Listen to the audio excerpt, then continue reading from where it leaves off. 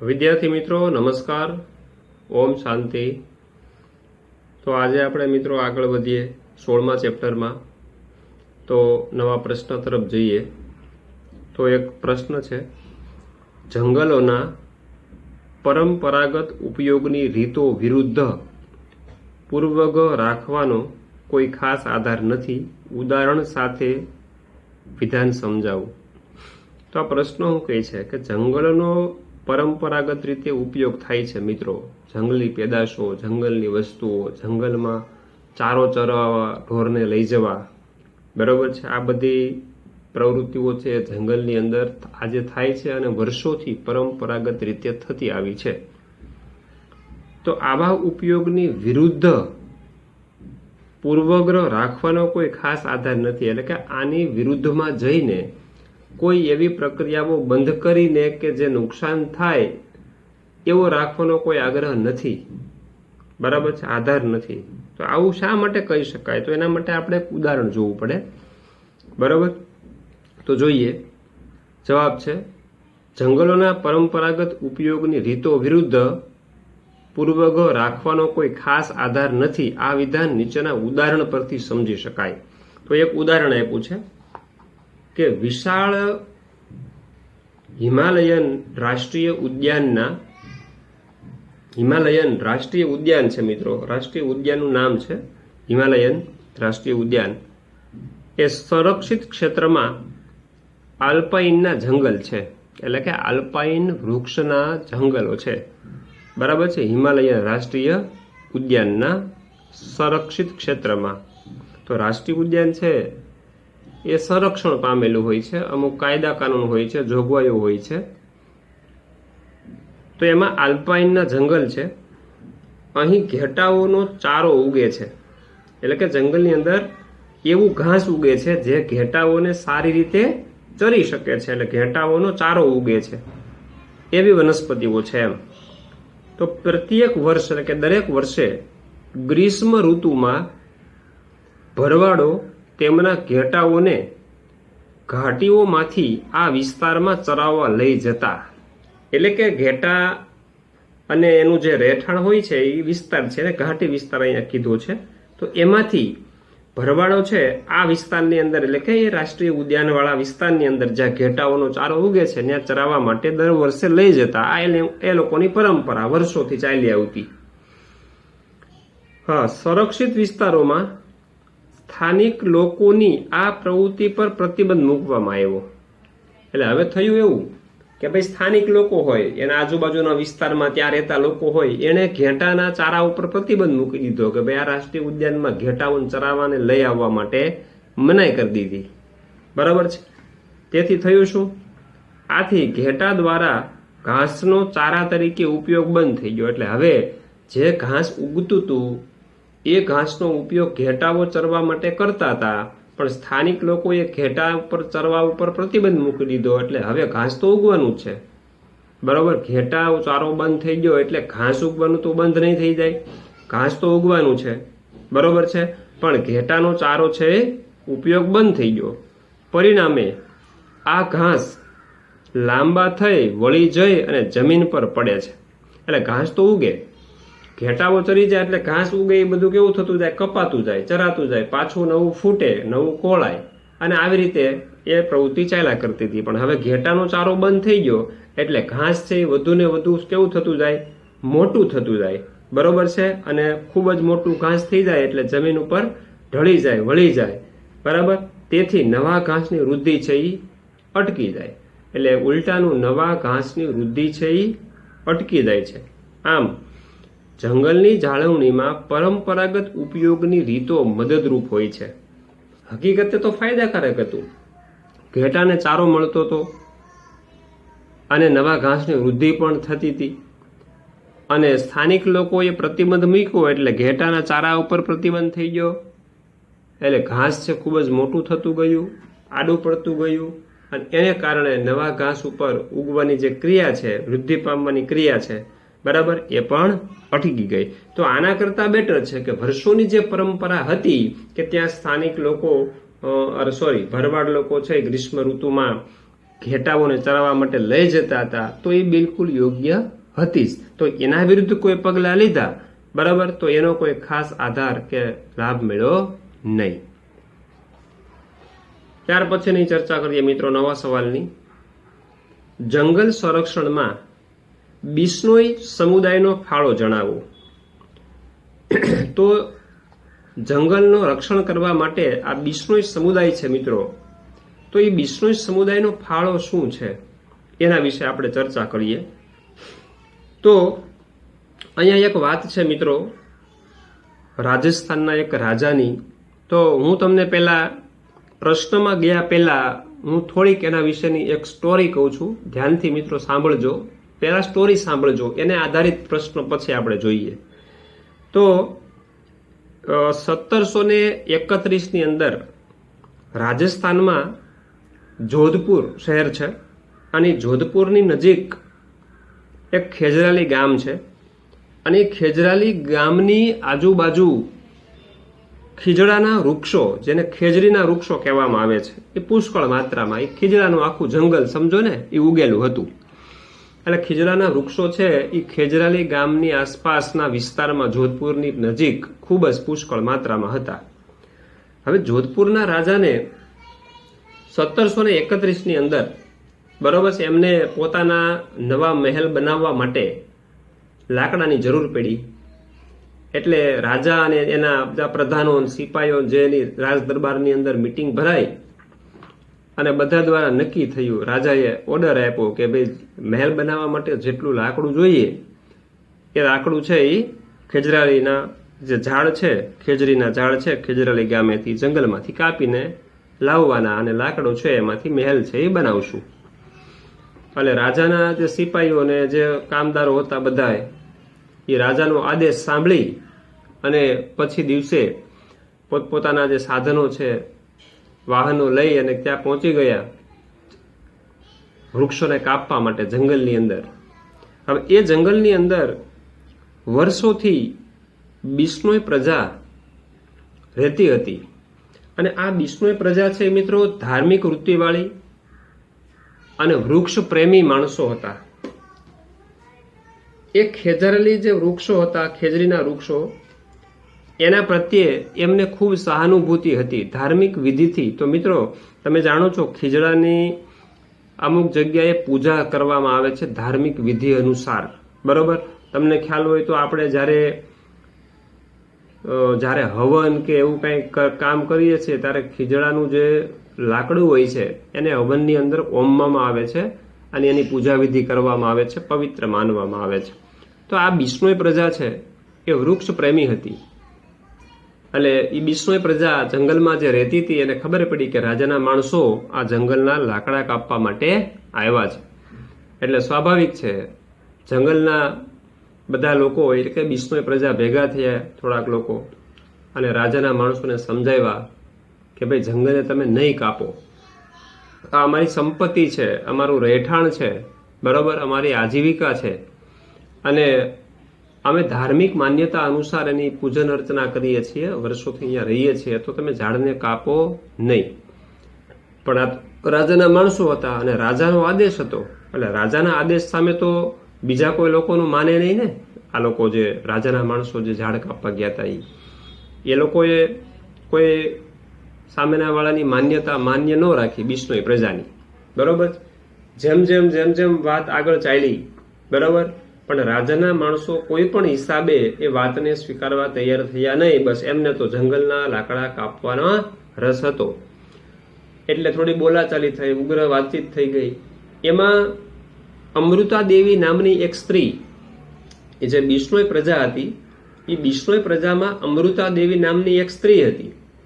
એ સ્ત્રી થોડીક આગળ પડતી ચાલી અને રાજાના માણસોને વધુ સમજાવવા માટે પ્રયત્ન કર્યા, બરાબર છે, કે ભાઈ અમે કોઈ પણ સંજોગોમાં તમને આ વૃક્ષોને કાપવા દઈશું નહીં. તમે ગમે તેમ કરો, અમે આ વૃક્ષને કાપવા દઈશું નહીં. જો તમારે વૃક્ષને કાપવા હોય તો પહેલા અમને કાપો, બરાબર છે. આવી રીતે ઉગ્ર વિરોધ દર્શાવ્યો અમૃતા દેવી નામની સ્ત્રીએ. અને છેલ્લે રાજાના માણસો પણ એટલા જ ક્રોધમાં આવી ગયા, બરાબર છે, કારણ કે ઘણા સમયથી આ બધી બબાલ ચાલતી હતી અને એમાં બિશ્નોઈ પ્રજા અને રાજાના માણસો વચ્ચે ઉગ્ર બોલાચાલી થઈ અને છેવટે અમૃતા દેવી નામની જે સ્ત્રી છે, બિશ્નોઈ સ્ત્રી છે, એણે રાજાના માણસોને એમ કીધું કે જો તમારે વૃક્ષને કાપવા હોય તો પહેલા મને કાપો અને પછી વૃક્ષને કાપો. આવું બોલી અને અમૃતા દેવી છે એ વૃક્ષને બથ ભરી જાય છે, બરોબર. અને રાજાના માણસો છે એ આવેગમાં આવી અને જે કુહાડીના ઘા છે એ અમૃતા દેવીના શરીર ઉપર કરે છે અને આવેગમાં આવી અને રાજાના માણસો અમૃતા દેવીના શરીરના ટુકડા કરી નાખે છે, મારી નાખે છે. હવે અમૃતા દેવીને જે પુત્રીઓ હતી તો એમનાથી પણ આ નહીં જોવાયું કે પોતાનું માતાનું બલિદાન એમણે આપી દીધું. એની મમ્મી છે, બરાબર, એની માતા છે, એ તો રાજાના માણસોએ કાપી નાખી. એ જોઈ અને એમની જે પુત્રીઓ છે એ પણ એક પછી એક એ પણ મોતને ઘાટ ઉતારી દીધી રાજાના માણસોએ. આમ થતા થતા રાજાના માણસો વધુ ઉગ્ર થતા ગયા અને કત્લે આમ મચાવી દીધી. જોત જોતામાં થોડા સમયની અંદર રાજાના માણસોએ 363 બિશ્નોઈ જે વ્યક્તિઓ છે, બરાબર છે, એમને મોતને ઘાટ ઉતારી દીધા. 363 લોકોએ વૃક્ષ પ્રત્યે પ્રેમ દર્શાવી અને પોતે પોતાની જિંદગીનું બલિદાન આપી દીધું. હવે ધીમે ધીમે આ વાતની રાજાને ખબર પડી એટલે રાજા છે એના બીજા માણસો અને રાજા છે ત્યાં દોડતા દોડતા આવ્યા ઘટના સ્થળે અને ત્યાર પછી એના માણસોએ જે આ કત્લે આમ મચાવી દીધેલી, આતંક મચાવી દીધેલો બિશ્નોઈ પ્રજા ઉપર, એમને અટકાવ્યો. અને આ અમૃતા દેવીનું નામ છે મિત્રો ત્યારથી પર્યાવરણની અંદર, બરાબર છે, એ વન્યજીવોના સંરક્ષણ માટે પોતાના નામ ઉપરથી, એટલે કે અમૃતા દેવીના નામ ઉપરથી વન્યજીવોના સંરક્ષણ માટે અમૃતા દેવી બિશ્નોઈ નેશનલ એવોર્ડની ઘોષણા કરી છે. એવી સંસ્થા કે એવી વ્યક્તિ કે જે પર્યાવરણ પ્રત્યે સહાનુભૂતિ દર્શાવે, પર્યાવરણનું રક્ષણ કરે છે, જંગલોનું, વનસ્પતિઓનું, પ્રાણીઓનું રક્ષણ કરે છે, એના માટે, એવી સંસ્થાઓ માટે દર વર્ષે, બરાબર છે, ભારત સરકાર અમૃતા દેવી બિશ્નોઈ નેશનલ એવોર્ડ છે એ ઘોષણા કરી છે અને આપે છે આજે, બરાબર. તો આ પ્રસંગની વાત છે, બરાબર. તો આપણે હવે સવાલ તરફ જઈએ. તમે મિત્રો આ સ્ટોરી આખી યાદ રાખી લ્યો, બરાબર. હા, એટલે ઓટોમેટિક આને લગતા ક્વેશ્ચન છે એ તમને ખબર પડી જશે. તો જંગલ સંરક્ષણમાં બિશ્નોઈ સમુદાયનો ફાળો જણાવો. હવે આપણે પ્રશ્ન તરફ જઈએ. તો આપણા દેશમાં વંશ પરંપરાગત રીતે જંગલ સંરક્ષણનું કામ કરતા સ્થાનિક લોકોમાં બિશ્નોઈ સમૂહ છે અગ્ર સ્થાને છે. આપણે હમણાં જ વાત કરી કે ભાઈ બિશ્નોઈ સમૂહ છે જંગલની અંદર રહે છે અને જંગલનું રક્ષણ કરવામાં એ કેવા છે? અગ્ર સ્થાને છે. બિશ્નોઈ સમૂહ દક્ષિણ રાજસ્થાનમાં થાર રણની સીમાની નજીક વસવાટ કરે છે. એટલે હવે તમારે આ જે વાક્યો છે પ્રશ્નના, એ આ પ્રશ્ન પ્રમાણે યાદ રાખવાના છે. દક્ષિણ રાજસ્થાનમાં જે થરનું રણ કહેવાય છે મિત્રો, એની સીમાની નજીક વસવાટ કરે છે. બિશ્નોઈ સમુદાય પાયાની માન્યતા પર જીવે છે કે બધા સજીવોને જીવવાનો અને સ્ત્રોતનો ઉપયોગ કરવાનો હક છે. તો આ પ્રજા એવું માને છે કે ભાઈ બધા સમુદાય છે, વનસ્પતિ, પ્રાણીઓ છે, એ પણ જીવો છે, બરાબર. બધા જ જીવોને જીવવાનો અને સ્ત્રોતનો ઉપયોગ કરવાનો હક બધાને જ સરખો છે. બિશ્નોઈ સમુદાય માટે જંગલો અને વન્ય પ્રાણીઓનું સંરક્ષણ તેમના ધાર્મિક અનુષ્ઠાનનો ભાગ છે. મિત્રો અગત્યનું વાક્ય એવું કે બિશ્નોઈ પ્રજા માટે, બરાબર છે, પ્રાણીઓનું, વન્ય પ્રાણીઓનું સંરક્ષણ કરવું ધાર્મિક અનુષ્ઠાનનો ભાગ છે, એટલે કે એને ધર્મ ગણે છે. 1731માં રાજસ્થાનના જોધપુર નજીક ખેજરાલી ગામમાં ખેજરી એટલે કે ખીજડાના વૃક્ષના રક્ષણ માટે અમૃતા દેવી અને અન્ય 363 વ્યક્તિઓ સાથે જીવનનું બલિદાન આપ્યું હતું. ભારત સરકારે અમૃતા દેવી બિશ્નોઈની યાદમાં વન્યજીવોના સંરક્ષણ માટે અમૃતા દેવી બિશ્નોઈ એવોર્ડની પણ ઘોષણા કરી છે. આમ બિશ્નોઈ સમુદાય પર્યાવરણની જાળવણી માટે તેમજ વનસ્પતિ અને પ્રાણીઓના રક્ષણ માટે પોતાના પ્રાણ આપવાની તૈયારી ધરાવતો સમુદાય છે, કારણ કે આપણે હમણાં જ સ્ટોરી જોઈ ગયા કે એક પછી એક 363 લોકોએ પોતાના જીવનું બલિદાન આપી દીધું. શા માટે? માત્ર અને માત્ર વનસ્પતિ પ્રાણીઓના સંરક્ષણ માટે, એટલે કે અહીંયા તો વનસ્પતિના સંરક્ષણ માટે. તો આ વાત થઈ ગઈ બિશ્નોઈ સમુદાયનો જંગલ સંરક્ષણમાં ફાળો. મિત્રો, બહુ અગત્યનો પ્રશ્ન ગણી શકાય, બરાબર, સહેલો પ્રશ્ન ગણી શકાય. વાર્તા યાદ રાખો એટલે બિલકુલ યાદ રહી જાય. હવેનો સવાલ છે, જંગલોની અગત્યતા જણાવો. તો જંગલોની અગત્ય શું છે? તો એમાં પહેલો પોઈન્ટ, જંગલો ખૂબ જ કિંમતી સ્ત્રોત છે. કારણ કે આપણે જાણીએ છીએ જંગલમાંથી ખોરાક, ઘાસચારો, ઇમારતી લાકડું, લાકડાનું જે બળતણ કહેવાય છે, બળતણનું લાકડું, ઔષધો મળે છે, ગુંદર, રબર, રેઝિન, કાથો, વાંસ, આવી કેટલી કિંમતી વસ્તુઓ છે એ જંગલમાંથી મળે છે. એટલે જંગલને શું કહેવામાં આવે છે? કિંમતી સ્ત્રોત છે. બીજો પોઈન્ટ છે, જંગલમાંથી મળતા વાંસનો ઉપયોગ, મુખ્ય ઉપયોગ ક્યાં થાય છે? તો કે ઝૂંપડીના ટેકા અને વસ્તુઓનો સંગ્રહ કરવાની ટોપલીઓ બનાવવા માટે થાય છે. તો વાંસના ઝૂંપડા બને છે, વાંસના ઘર પણ બને છે, બરોબર છે. અને જે વસ્તુ ભરવા માટેની ટોપલીઓ છે એ પણ શેમાંથી બનાવવામાં આવે છે? વાંસમાંથી જ બનાવવામાં આવે છે. ત્રીજો પોઈન્ટ છે, જંગલો અસંખ્ય પ્રકારની વનસ્પતિ અને પ્રાણીઓનું કુદરતી વસવાટ સ્થાન છે. મિત્રો, આપણે આગળ જોઈ ગયા કે ભાઈ જૈવ વિવિધતાનું મુખ્ય જે સ્થાન છે એ ક્યાં છે? જંગલ છે. કારણ કે જંગલની અંદર જેટલા જીવો છે, વનસ્પતિ, પ્રાણી, સૂક્ષ્મ જીવો, એટલી જૈવ વિવિધતા બીજે કોઈ વસવાટમાં નથી. એટલે જંગલો અસંખ્ય પ્રકારની વનસ્પતિ અને પ્રાણીઓનું કુદરતી વસવાટ સ્થાન છે. ચોથો પોઈન્ટ છે, જંગલો પર્યાવરણની જાળવણી માટે ખૂબ મહત્વના છે. પર્યાવરણની જાળવણી માટે કેમ મહત્વના કહેવાય? કારણ કે જે ઋતુચક્રના યોગ્ય સંચાલન, એટલે કે ઋતુકીય ફેરફાર છે મિત્રો, શિયાળો છે, ઉનાળો છે, ચોમાસું છે, એનું સંચાલન પણ જંગલો દ્વારા થઈ શકે છે.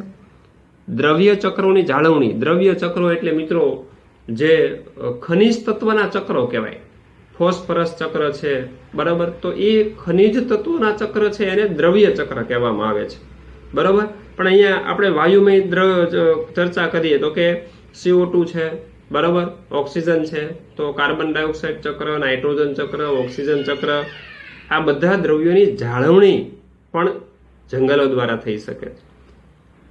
વરસાદની નિયમિતતા, વરસાદ લાવવામાં પણ જંગલો છે એ અગત્યનો ફાળો છે. અને ભૂમિની ફળદ્રુપતાની જાળવણી માટે જંગલો અગત્યના છે, બરાબર. હા, તો મિત્રો આ થઈ જંગલની અગત્યની વાત. પછી પાંચમો પોઈન્ટ છે, જંગલો ભારે વરસાદ અને ખૂબ ઝડપી પવનોની ગતિ ઘટાડી તેના દ્વારા થતા ભૂમિના ધોવાણને નિયંત્રણ કરે છે. હવે આપને ખ્યાલ છે, ખૂબ જ જ્યારે વરસાદ આવે, પાણી જ્યારે વહેતું હોય, ત્યારે વહેતા પાણીને અવરોધ રૂપે જંગલો છે રોકે છે. એટલે જમીનનું ધોવાણ થતું અટકાવે છે અને જમીનને જકડી રાખે છે. તો જંગલો છે, વનસ્પતિ છે, એના મૂળ વનસ્પતિ જમીનમાં જકડાઈ હોય છે. એટલે પાણી છે જ્યારે વહેતું હોય ત્યારે માટીનું ધોવાણ છે એ અટકાવે છે અને પવનની ગતિ છે એને ધીમી પાડી દે છે, અવરોધ થાય છે. એટલે ભૂમિના ધોવાણનું નિયંત્રણ કરે અને પવનની ગતિને પણ ઘટાડવાનું કાર્ય છે એ જંગલો દ્વારા થાય છે. તો આ 5 પોઈન્ટ મિત્રો જંગલની અગત્યતા. હા મિત્રો, નવા સવાલ તરફ જઈએ હવે કે વન આચ્છાદન ઘટવાથી કઈ કઈ સમસ્યાઓ ઊભી થાય. મતલબ કે જંગલોનો નાશ થાય, વન આચ્છાદન ઘટવાથી એટલે કે જંગલોની કટાઈ થઈ જાય, વૃક્ષોની કપણી થઈ જાય, તો એનાથી કઈ કઈ સમસ્યાઓ ઊભી થાય. અથવા તો આ પ્રશ્ન એમ પૂછી શકાય કે વન કટાઈની ગંભીર અસરો જણાવો, બરાબર. તો જવાબ છે મિત્રો, દુનિયામાં વન આવરણ ઝડપથી ઘટી રહ્યું છે. તો વન કટાઈની ગંભીર અસરો જણાવો, આ રીતે પણ આ પ્રશ્ન પૂછી શકાય. તો જોઈએ મિત્રો કે જંગલોની કાપણી થવાથી કઈ કઈ સમસ્યાઓ ઊભી થાય છે. તો દુનિયામાં વન આવરણ ઝડપથી ઘટી રહ્યું છે. એટલે કે જંગલો છે પૃથ્વી પર જે વર્ષો પહેલા જે હતા મિત્રો, તો એ કાપણી થઈ અને આજે ખૂબ જ આ વન આવરણ એટલે કે જંગલોનું પ્રમાણ છે એ ખૂબ જ ઝડપથી ઘટી રહ્યું છે. વિકસિત દેશોમાં વન કટાઈનો દર ઘણો વધારે છે. હવે એનો મતલબ એવો થાય મિત્રો કે જે વિકસિત દેશો છે, પૈસાદાર દેશો છે, તો એ દેશોમાં વન કટાઈનો દર ઘણો વધારે છે. એનું કારણ એ કે માનો કે ઉદ્યોગો માટે, નવા આવાસ માટે કેટલાય કોમર્શિયલ બિલ્ડિંગો બનાવવા માટે જગ્યાની જરૂર હોય છે. એટલે વન કટાઈ કરી અને જમીનો છે એ ખુલ્લી થતી જાય છે. અને એમાં આવી રીતે કોઈ કોમર્શિયલ બિલ્ડિંગ છે, કોઈ રેસિડન્સના બિલ્ડિંગ છે, બરાબર, અથવા તો કોઈ એવા બાંધકામ છે નવા નવા થતા જાય છે, બરાબર. ખેતી માટે જમીનો છે એ ખુલ્લી કરવામાં આવે છે. તો આના કારણે વન કટાઈનો દર ઘણો વધતો જાય છે. મિત્રો, એમેઝોન વર્ષા જંગલો છે જે અમેરિકાના, જે પૃથ્વી પરના ફેફસા ગણવામાં આવે છે. એમેઝોન વર્ષા જંગલોને પૃથ્વી પરના ફેફસા કહેવાય છે. હા, સૌથી મોટા જંગલો, વધુ જાતિ વિવિધતા ધરાવતા જંગલો છે, બરાબર. તો એ આજે અમેરિકાવાળા ખેતીવાડી કરવા માટે એ જંગલની આજે કાપણી કરી રહ્યા છે. અને વર્ષો પહેલા એ જંગલ એટલા ઘટાદાર અને ગાઢ હતા, બરાબર છે. આજે એ કપાઈ અને ઘણા બધા ઓછા થઈ ગયા છે, બરાબર. એટલે જે પૈસાદાર દેશો છે, વિકસિત દેશોમાં વન કટાઈનો દર ઘણો વધારે હોય છે.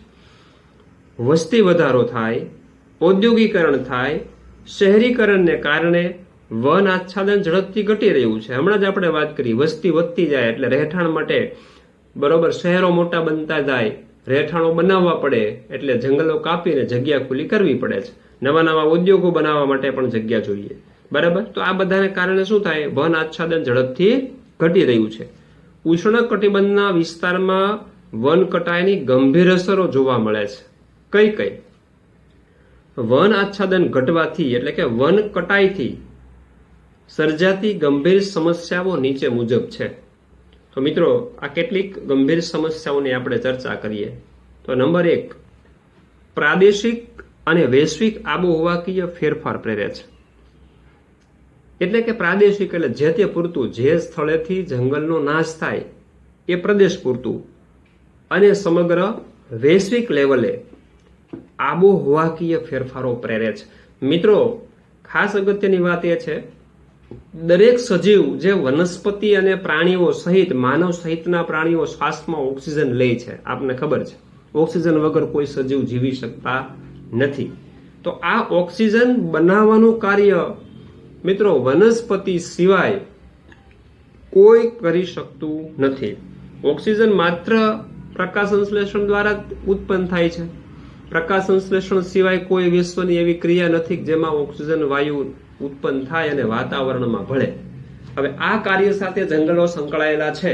તો સીધી વાત છે, પર્યાવરણીય પરિસ્થિતિ છે આખી બદલાઈ જાય છે. જંગલનો નાશ થાય, ઓક્સિજન ઘટતો જાય, CO2 નું પ્રમાણ વધતું જાય, CO2 ને કારણે કેટલી સમસ્યાઓ ઊભી થાય છે.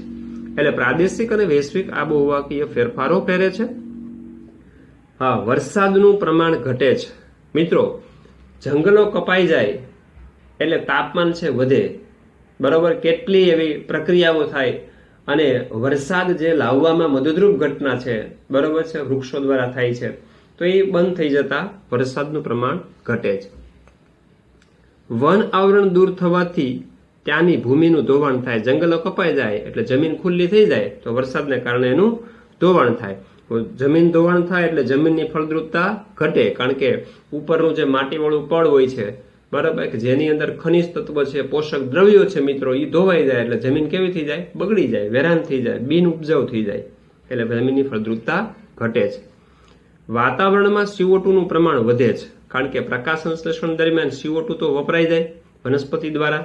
હવે CO2 ને વાપરવાની ક્રિયા વનસ્પતિ જ કરે, બરાબર. હવે જંગલો ઘટી જાય તો CO2 નું પ્રમાણ વાતાવરણમાં વધી જાય અને વૈશ્વિક તાપમાનનો વધારો થાય, કારણ કે CO2 છે મિત્રો, CO2 છે સૂર્યની ગરમીનું શોષણ કરવાનો ગુણધર્મ ધરાવે છે.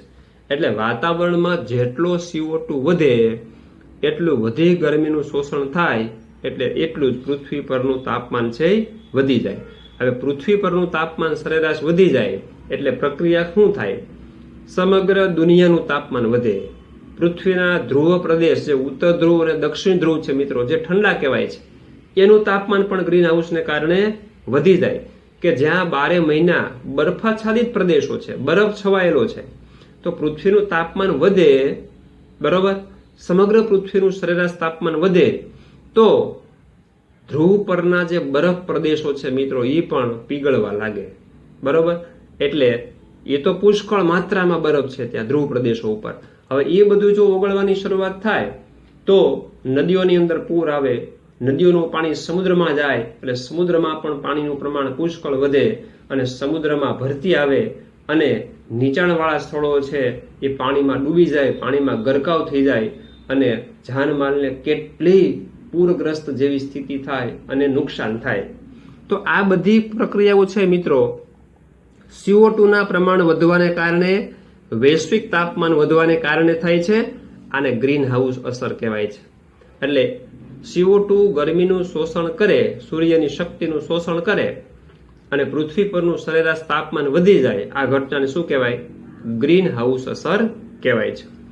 5મો પોઈન્ટ છે, વન્યજીવોના આશ્રય દૂર થતા જંગલ કપાઈ જાય એટલે વન્યજીવોનું સ્થાન, રહેઠાણ છે, કુદરતી આવાસ સ્થાન એ છીનવાઈ જાય. એટલે આહાર જાળની કડીઓ તૂટે છે. આહાર જાળની કડીઓ તૂટે એટલે કેટલાય પ્રાણીઓને ખોરાકની પ્રાપ્તિ બંધ થઈ જાય, કુદરતી આવાસ સ્થાન, બરાબર છે, છીનવાઈ જાય એટલે એ જાતિ છે એ નુકસાન પામે, નાશ થઈ જાય. પરિણામે ઘણા સજીવો નાશપ્રાય થઈ જાય અને લુપ્ત થઈ જાય. નાશપ્રાય થઈ જાય એટલે એની સંખ્યા ખૂબ જ ઘટી જાય, બરાબર, થોડા ઘણા બચે. ભવિષ્યની અંદર એ સજીવો બિલકુલ જોવા ન મળે એવું બની શકે. તો એવી જાતિ છે અને નાશપ્રાય કહેવાય. અને લુપ્ત એટલે બિલકુલ લુપ્ત થઈ જાય કે એ જાતિના કોઈ પણ સજીવો પૃથ્વી પર હવે અસ્તિત્વ ધરાવતા નથી, એને કહેવાય લુપ્ત થઈ ગયા સજીવો. 6થો પોઈન્ટ છે, નિવસન તંત્રની સમતુલા ખોરવાઈ જાય છે. હમણાં આપણે વાત કરી કે આહાર કડી ખોરવાઈ જાય એટલે નિવસન તંત્રની સમતુલના છે એ ખોરવાઈ જાય અને રાસાયણિક દ્રવ્યોના ચક્રના સંચાલનમાં અનિયમિતતા ઊભી થાય છે. એટલે કે O2 CO2 જેવા ચક્રો છે, નાઇટ્રોજન ચક્ર છે, દ્રવ્યોના ચક્રો જે કહેવાય, એ પૃથ્વી પર જે નિયમિત રીતે ચાલ્યા કરતા હોય છે એ દ્રવ્યો પણ અસંતુલિત બની જાય છે. એટલે કે અનિયમિતતા ચક્રોમાં ઊભી થાય છે. તો આ વન કટાઈની ગંભીર અસરો, બરાબર છે મિત્રો. 6 પોઈન્ટ લખવાના હોય છે. તો આ 4 પ્રશ્નો આજે આપણે ચર્ચા કરી. ધ્યાનથી અભ્યાસ કરજો મિત્રો.